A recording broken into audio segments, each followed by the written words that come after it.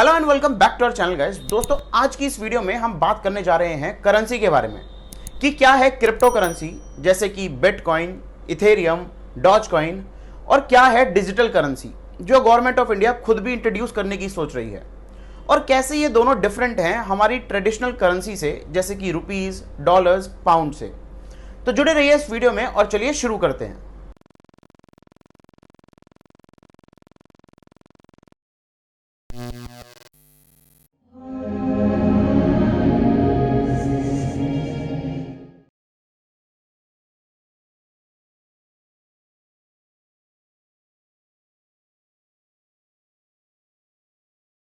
इसके लिए चलिए स्टार्टिंग से स्टार्ट करते हैं। बेसिकली हमारी करेंसी क्या है? करेंसी है हमारा मीडियम ऑफ एक्सचेंज, कि एक आइटम के बदले, एक सामान के बदले हम किसी को या तो मनी देते हैं या कोई दूसरा सामान देते हैं। इसका सबसे पुराना फॉर्म है बार्टर एक्सचेंज। इसके बारे में आप में से कई लोगों ने सुना होगा। बार्टर एक्सचेंज में बेसिकली हम एक तरह का गुड या सर्विस किसी से लेते थे और हम एक तरीके का गुड या सर्विस किसी इंसान को देते थे। जैसे कि हमने किसी से आलू लिए, हमने उसे चावल दे दिए, ये एक तरीके का एक्सचेंज हो गया। आजकल खैर ये एक्सचेंज केवल सिबलिंग्स में देखने को मिलता है, एंड आई होप कि आप लोग इससे रिलेट कर पा रहे हो। खैर छोड़िए, ये हो गई पुरानी बात। अब हम चलते हैं दूसरे एक्सचेंज की तरफ, दूसरे फॉर्म ऑफ करेंसी की तरफ, जो कि होता है हमारा नोट्स और कॉइन्स। इसे हम कहते हैं कमोडिटी मनी। ये बेसिकली होता है हमारे कॉइन्स और नोट्स की फॉर्म में। ये भी हमारा काफ़ी ट्रेडिशनल वे है हमारी करेंसी का, नोट्स का। इसमें देखा यह जाता है कि किस कंट्री के पास कितना गोल्ड और सिल्वर रिजर्व में पड़ा है, वो उसी के प्रोपोर्शनेट अपनी करेंसी प्रिंट कर सकता है। ये भी खैर एक काफ़ी ओल्ड मेथड है एक करेंसी को प्रिंट करने का और एक नोट्स को प्रिंट करने का। अब हम चलते हैं हमारे तीसरे फॉर्म ऑफ करेंसी, जो कि नोट्स और कॉइन्स में ही है। इसमें बेसिकली बस हमारा रिजर्व्स, जो पहले गोल्ड और सिल्वर होता था, वो अब वो नहीं होता। ये कमोडिटी मनी से थोड़ा सा डिफरेंट है। ये सपोर्टेड होता है गवर्नमेंट के द्वारा, ये चलता है गवर्नमेंट डिक्लेरेशन पे। आपने नोट्स वगैरह पे भी लिखा देखा होगा, उसमें लिखा होता है दैट आई प्रॉमिस टू पे द बियरर, मैं धारक को इतने रुपए देने का वचन देता हूं। और उसके नीचे आपने गवर्नर के साइन भी देखे होंगे। ये होता है सबसे लेटेस्ट फॉर्म ऑफ करेंसी जो हमें आजकल सभी को देखने के लिए मिलता है।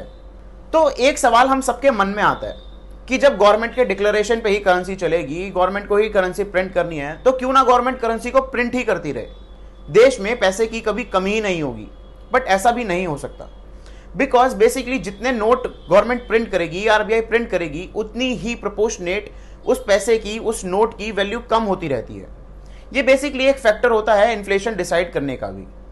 तो इन बातों से एक चीज तो हमको काफी क्लियर हो गई कि जो भी करेंसी है उसमें एक इंटरमीडिएटरी होता है, उसमें एक अथॉरिटी होती है। जैसे इंडिया में आप देखें आरबीआई, जो कि बेसिकली सारे फाइनेंशियल इंस्टीट्यूशन को कंट्रोल करती है, सारी मनी को कंट्रोल करती है। अब हम चलते हैं क्रिप्टो करेंसी की ओर। क्रिप्टो करेंसी बेसिकली हमारी स्टार्ट हुई थी 31 अक्टूबर 2008। बेसिकली उस दिन वो स्टार्ट भी नहीं हुई थी, लेकिन उसका सबसे पहला जिक्र उस दिन हुआ था।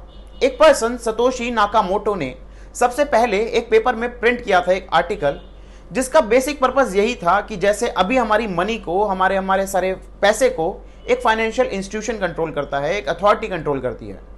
उसमें वो चाहते थे कि हम ट्रांसफर कर सकें, पैसा ट्रांसफर कर सकें, कैश, बिना किसी भी इंटरमीडिएटरी के, बिना किसी भी अथॉरिटी के। उसी से एक बारी के लिए स्टार्टिंग हुई हमारी क्रिप्टो करेंसी की। क्रिप्टो करेंसी बेसिकली एक फाइनेंशियल एसेट है, एक आप कह सकते हैं डिजिटल फॉर्म में हमारे पास पैसा है जिस पे किसी का भी कंट्रोल नहीं है, जिसमें ना कोई आरबीआई का कंट्रोल है, ना कोई गवर्नमेंट का कंट्रोल है। चलिए अब हम एक बार क्रिप्टो करेंसी का संधि विच्छेद करके भी देख लेते हैं। क्रिप्टो मतलब कंसील्ड, सीक्रेट, और करेंसी मतलब मनी, किसी भी ऐसे फॉर्म में जो उस पर्टिकुलर कंट्री में चलती हो। तो क्रिप्टो करेंसी का मतलब हो गया एक सीक्रेट मनी, एक कोडेड मनी, जिसको आप स्टोर कर सकें अपने फोन में, कंप्यूटर में, किसी भी चीज में, एक डिजिटल फॉर्म में। यानी कि वो आपके पास फिजिकली प्रेजेंट नहीं है, लेकिन आपके पास वो पैसा है। चलिए तो हम बात कर लेते हैं कि क्या क्रिप्टो करेंसी में डील करना, उसमें इन्वेस्ट करना इज लीगल इन इंडिया और नॉट, कि क्या आप बेसिकली उसमें इन्वेस्ट कर सकते हैं, वो लीगल है या नहीं। तो इसकी स्टार्टिंग हुई थी 2018 से, जब आरबीआई ने एक सर्कुलर प्रिंट किया था अपने बैंक्स के लिए कि वो किसी भी इंडिविजुअल को, किसी भी इंस्टीट्यूशन को, किसी को भी क्रिप्टो करेंसी से रिलेटेड, क्रिप्टो करेंसी में इन्वेस्ट करने के लिए कोई भी सर्विस प्रोवाइड ना करें। तो वहां से हुई थी इसकी स्टार्टिंग। लेकिन ये मैटर धीरे धीरे सुप्रीम कोर्ट में पहुंचा और सुप्रीम कोर्ट ने आरबीआई से पूछा कि आप हमको कुछ ऐसा तो बताइए कि क्यों क्रिप्टो करेंसी इकोनॉमी के लिए हार्मफुल है, क्यों हम क्रिप्टो करेंसी को बैन करें, जिसका कोई भी सही सा जवाब आरबीआई सुप्रीम कोर्ट में नहीं दे पाया था। उसी के बाद आरबीआई को अपना वो सर्कुलर विड्रॉ करना पड़ गया। तो अभी प्रेजेंटली अगर आप देखें तो इंडिया में क्रिप्टो करेंसी इलीगल भी नहीं है, बट उसको लीगलाइज भी नहीं किया है। अब हम आ जाते हैं हमारी लेटेस्ट फॉर्म ऑफ करेंसी की ओर, जिसके बारे में जिक्र हुआ था 20 जनवरी 2021 में, जब इंडियन गवर्नमेंट ने कहा था कि वो एक बिल पास करेगी जिसमें कि वो जितनी भी प्राइवेट क्रिप्टो करेंसी हैं, जैसे कि आपका बिटकॉइन, लिथियम, इथेरियम, इन सबको बैन कर देगी और वो अपनी खुद की एक डिजिटल करेंसी लेके आएंगे, जिसमें कि हमारी सिक्योरिटी, प्राइवेसी, सारी चीज़ें बरकरार रहेंगी और वॉलेटिलिटी थोड़ी कम होगी। हम इसको थोड़ा डिटेल में जानते हैं। इंडिया कोई ऐसी पहली कंट्री नहीं है जो अपनी डिजिटल करेंसी इन्वेंट करने की या बनाने की सोच रही हो। वर्ल्ड में और भी बहुत कंट्रियों में ये चीज़ें चल रही हैं, बल्कि कोई कोई तो सर्कुलेशन में आ भी चुकी है। जैसे चाइना में अपना ई-युआन का ट्रायल चल रहा है। वहीं अगर आप बात करें यूरोप की, तो वो भी अपनी 2025 तक, यानी कि ईयर 2025 तक अपनी ई करेंसी यानी कि डिजिटल करेंसी लाने की पूरी प्लानिंग में है। वहीं अगर आप बात करें बहामास की, तो उसमें एक सैंड डॉलर आपका अभी भी, यानी कि एक डिजिटल करेंसी आपकी अभी भी सर्कुलेशन में है।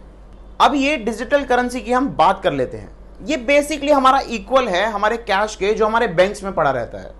ये बस बैंक में ना होने की जगह हमारे एक वॉलेट्स में होगा, हमारे ई वॉलेट्स में होगा, एक डिजिटलाइज फॉर्म में होगा, जिसको ज़्यादा सिक्योरिटी के साथ हम रख पाएंगे। वहीं अगर हम बात करें इसकी सिक्योरिटी एज इन इसकी वैल्यू की, हमने क्रिप्टो करेंसी में कई बार देखा है, क्रिप्टो करेंसी डिपेंड करती है कि उसके इन्वेस्टर उसके बारे में क्या सोचते हैं। आपने रिसेंट टाइम्स में देखा होगा कि इलॉन मस्क के ट्वीट्स के हिसाब से क्रिप्टो करेंसी की वैल्यू बहुत तेजी स्पीड से बढ़ी और बहुत तेज स्पीड से गिरी भी।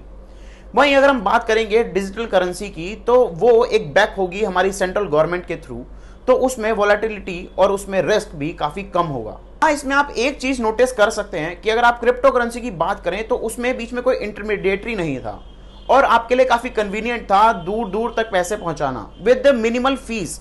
जैसे कि अगर आप आज की डेट में बात करें, आप एक कंट्री से दूसरी कंट्री आप अपना पैसा पहुंचाते हैं तो उसमें बैंक चार्जेस अच्छे खासे लग जाते हैं और उसमें टाइम भी काफ़ी लगता है। वहीं अगर आप बात करें क्रिप्टो करेंसी की, तो उसमें अगर आपको एक कंट्री से दूसरी कंट्री में पैसा पहुंचाना है तो उसके लिए आपको कम से कम टाइम लगता है और कम से कम आपके इंटरमीडिएटरी चार्जेस होते हैं। तो इसमें वापस से वो वाली चीज़ें तो सॉल्व नहीं हो पाएंगी, बट हाँ सिक्योरिटी वगैरह के चलते ये डिजिटल करेंसी एक काफ़ी बेटर ऑप्शन हो सकता है। तो गाइज आज की वीडियो के लिए इतना ही। आई रियली होप कि आपको वीडियो पसंद आई हो। अगर आपको वीडियो पसंद आई हो तो आप हमारे वीडियो को लाइक कर सकते हैं और चैनल को सब्सक्राइब कर सकते हैं। हाँ, आप हमें टेलीग्राम चैनल पे भी फॉलो कर सकते हैं, उसका लिंक मैं आपको डिस्क्रिप्शन बॉक्स में दे दूंगा, आप वहाँ से चेक कर लीजिए। Thank you so much.